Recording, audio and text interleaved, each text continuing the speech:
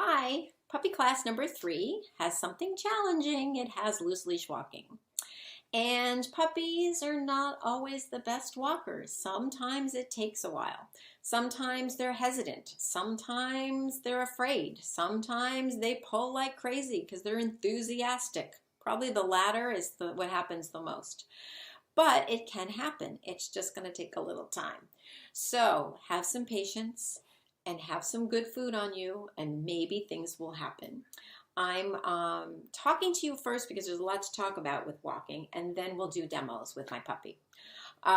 Loose leash walking is designed so that the dog is just on a pleasant walk with you. He doesn't have to heel in a very structured way. He just has to have a loose leash so that there's a J in his leash. There's a smile in his leash, as some trainer said once.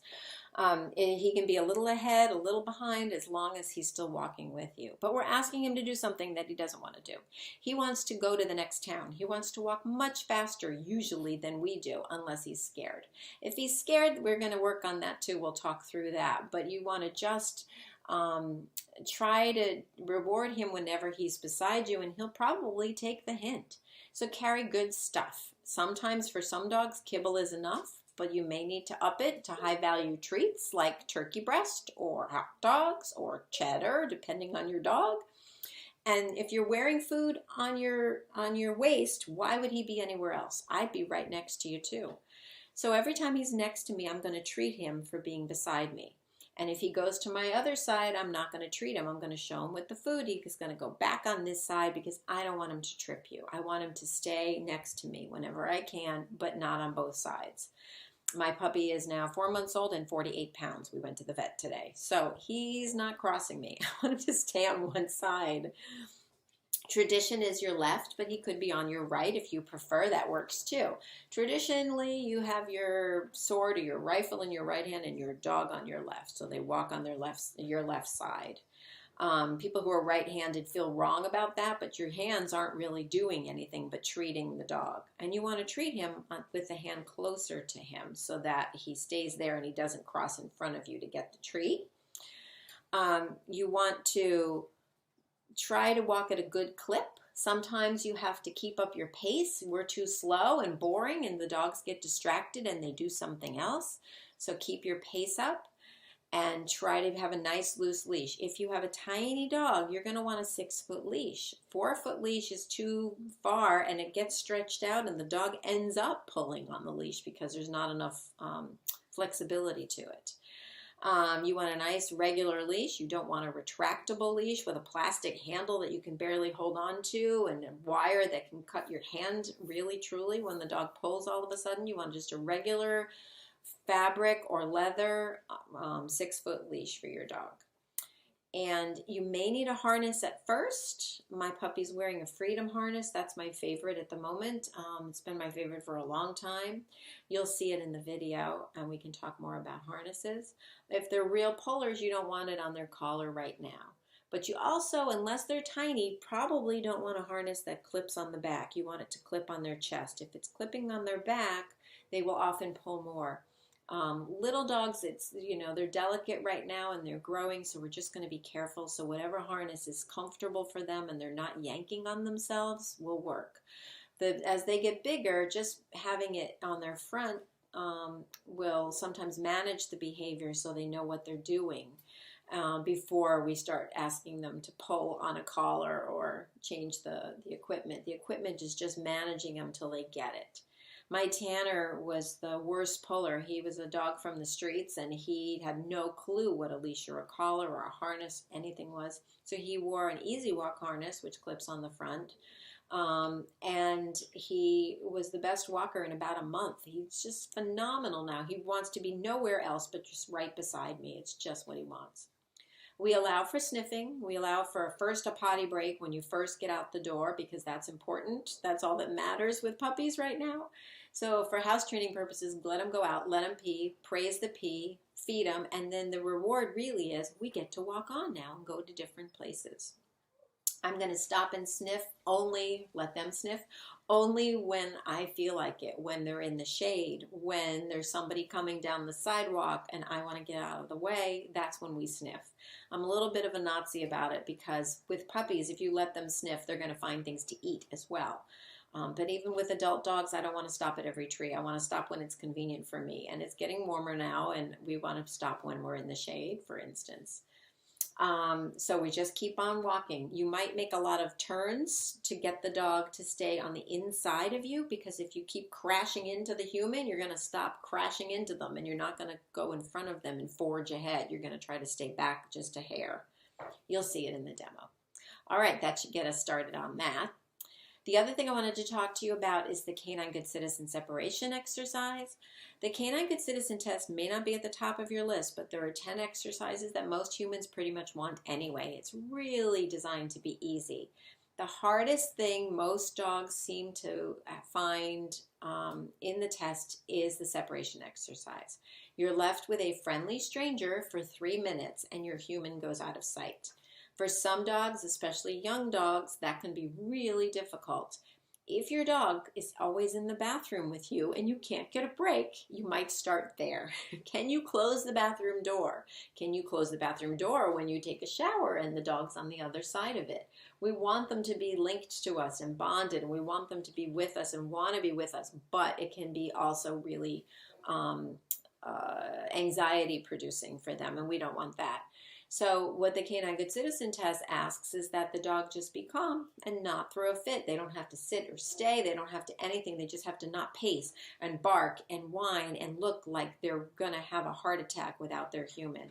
Why would you leave a dog by himself with a human you don't know for 3 minutes? Well, you wouldn't necessarily leave him with a human that you don't know, but you leave him with someone the dog doesn't know.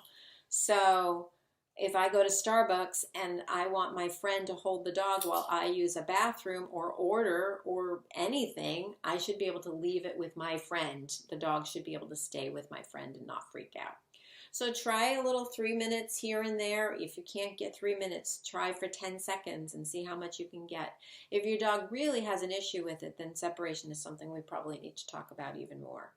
But you should hopefully be able to work on this pretty easily on your own so that the dog can at least be home by himself or out in public and at a cafe, and you can feel everybody's happier that way. Good. All right, let's do some work on our feet, and I'll show you what we're doing with my puppy.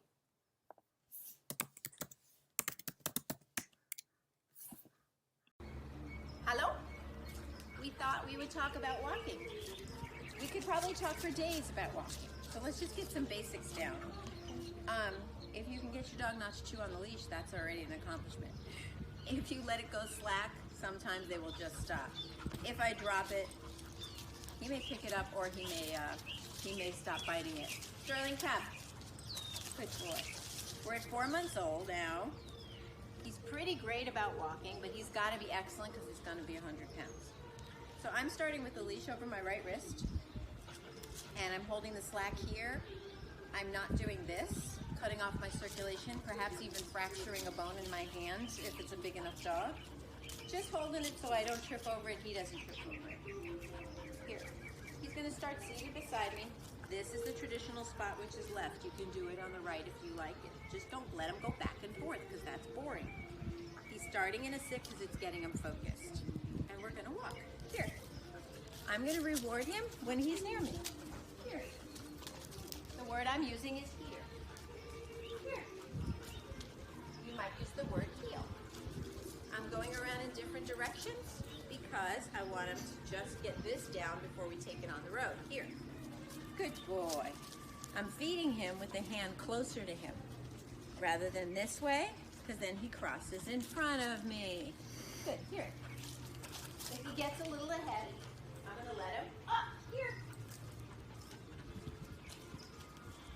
I'm going to turn into him a lot. Then he doesn't cross in front of me.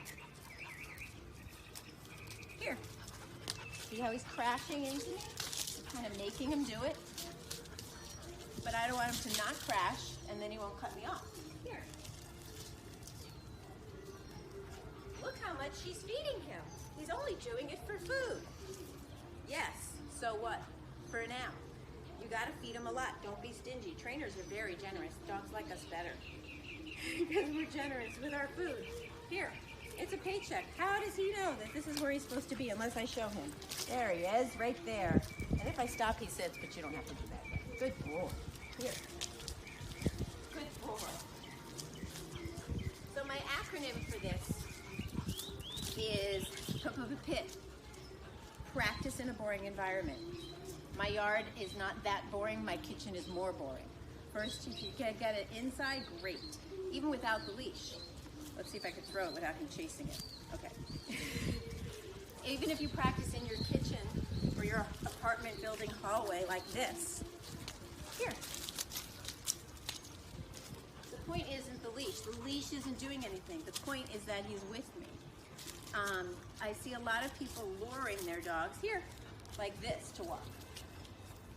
That's okay. It's cheating. It's a bribe. But right now, if that's what your dog gets your dog to focus, fantastic. I'd rather reward him. Here.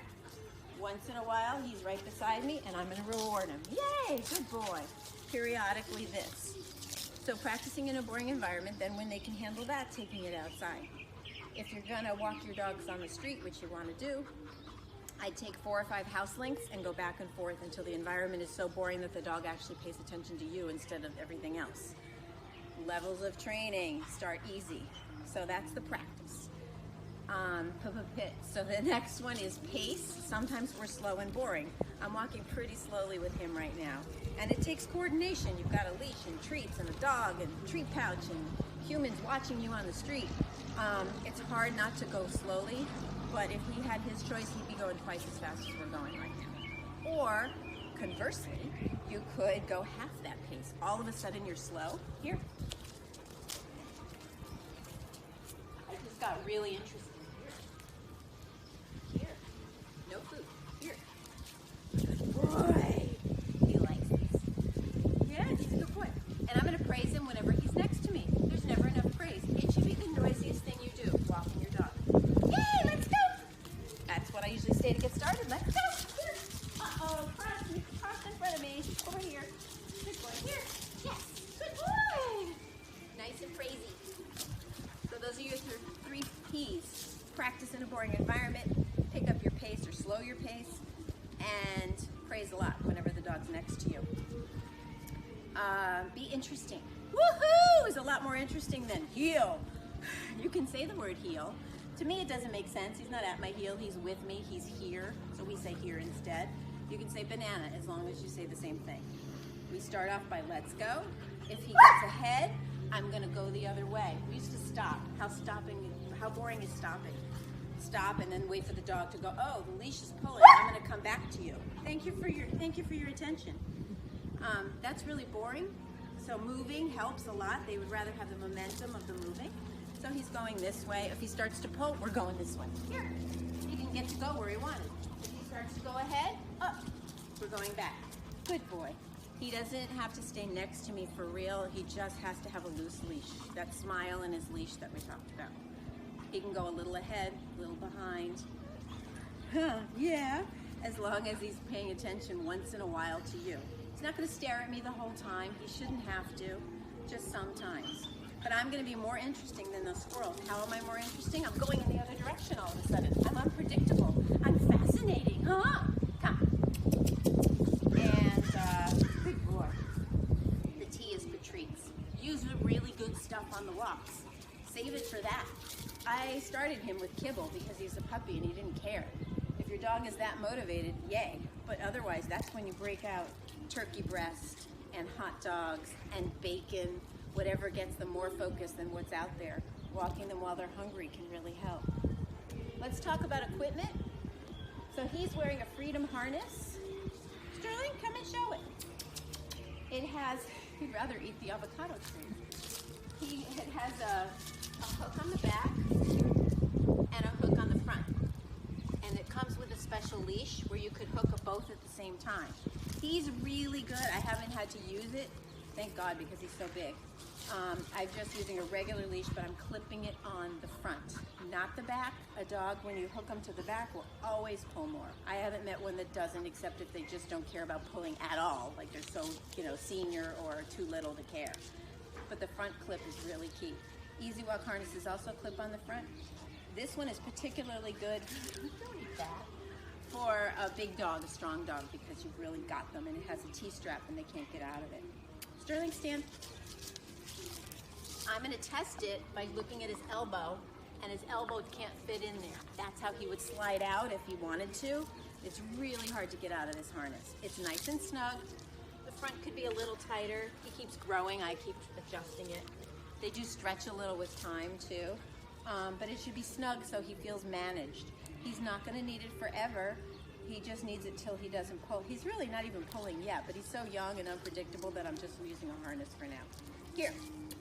My Tanner was a dog from the streets, and he had no clue and was always scanning on walks and always looking for trouble, and we had no idea that I was throwing cheese at him to try to get him to pay attention. It took him about a month wearing a harness like this, Easy Walk harness actually on him, and he goes, "Oh, I get this," and that was the end of it. Like, he's the best walker in the world now. It just sort of manages them until they get a clue. No prong collars, no choke chains. They're dumb. They don't do anything. All they do is hurt your dog, and it's not a crisis. You're not going to, most of the time injure your dog. But it's not teaching them anything. I want to teach him with this. I want to show him what I want rather than choke him every time he does something wrong. Especially choke chains. Most people use those incorrectly anyway. Prong collars, they can get out of really easily. They often just unhook and your dog is gone. So just a 6-foot regular leash or the Freedom Harness leash. That's all you need. A leather leash can also be fine. I'm vegan, it's kind of gross. A leather leash is often really soft on your hands. And not a retractable leash. If your dog pulls to the end of a retractable leash and then he comes back to you, he's just learned to pull 20 feet and pull 20 feet. And he can go around a corner before you can and get in trouble. And he can slice open your hand with the wire that is the retractable leash. I have horror stories, but it could also wrap around your finger. Not good. So just throw it away. You can sort of teach a good dog to come when they're called, a good recall with a retractable leash, but there's really no need. And that big plastic thing you got to carry around, not good. That's a little bit about walking, and there's more in the later videos too about walking. Just try to make it fun. Try to make it so it's interesting. Sterling, touch. So my hand is this way. Yes, good boy. This has nothing to do with walking, but it could. We're just going to touch my hand, turn around so people can see. Touch. My hand to his nose, or his nose to my hand. Touch. Yes, he likes this. It's one of his favorite things. He learned it immediately. And that's one great thing. It's so easy. All he has to do is target my hand with his nose. My hand is this way, not this way, because this is stay. This is down. Some people do it like this, but then it looks like it's just beside you. I want it to be a clear signal, so I do this. If this already means something to your dog, you could use a fist bump, maybe, for his nose. Sterling, touch. He doesn't know this. Yes. That's kind of cute. It looks like I'm punching him in the nose. And it's really useful for many things. Agility, it will be useful. For service dogs, they can open the button at the automatic door for you by pushing it with their nose. You can have a dog ring bells to go outside by using it. First we do touch my hand, then touch the bells over my hand, then touch the bells of the door over my hand, and then just touch the bells. Sterling, leave it. Come. You do this with whales and dolphins. It's the same principle, except they do it with a ball on a stick. They can target and find the spot that you want. I'm using it for him now, Sterling, mostly to give him something easy to do. But if he's on my bed and he's like this and I want him to move over so I can get in the bed, I can tell him move, but touch. He doesn't know. Touch. Look. Sterling. Yes. And he moves over. I have him targeting me this way to get him to move because he's too big for me to keep shoving him out of the way. That's our touch. A dog who's anxious about things or wary of hands is really happy to have touch. It's very useful for that so that they're not afraid of little kids coming up to them. Can I pet your dog? Well, he knows touch. It goes like this. Oh, and then the kid can do it, and that's really great, and they're not on top of the dog. Good boy. So recalls, next level. If they're coming 80%, 90% in your kitchen, then try it on the road, outside in the yard, perhaps with a long leash on him. Sterling, come! He's pretty good, otherwise I wouldn't be asking for it. I'm not asking for sit, I'm just making it fun. I'm gonna wait for him to be distracted. Come! Sterling! Yay! And we're getting really enthusiastic because it's really important. Wait for him to get distracted. Come! Yay! Good boy! I'm not letting him get too far because it's harder to get him back if he goes far. Let's see, this is harder. Sterling, come! Yeah! Good boy! Work at your dog's level. If he's not coming in the house, he's not coming out here. Then try more distraction. Woo! Come! Yay! I don't care about a sit. I want it to be fun. Most of the time he sits anyway. It's just what he does. Come! Yeah! Good boy. Treat every time. It's too friggin' important not to treat. Good boy. And that head pivot, as soon as he starts to come to me, right there, that's when I would start praising him. Come! Yes! Good boy! That head pivot. Good boy. Don't wait for him to come to you to praise him. And make sure he comes nice and close to treat him. So if I needed to, I could grab him. And I'm going to grab him. And we're going to call it. Good boy. Thanks for watching.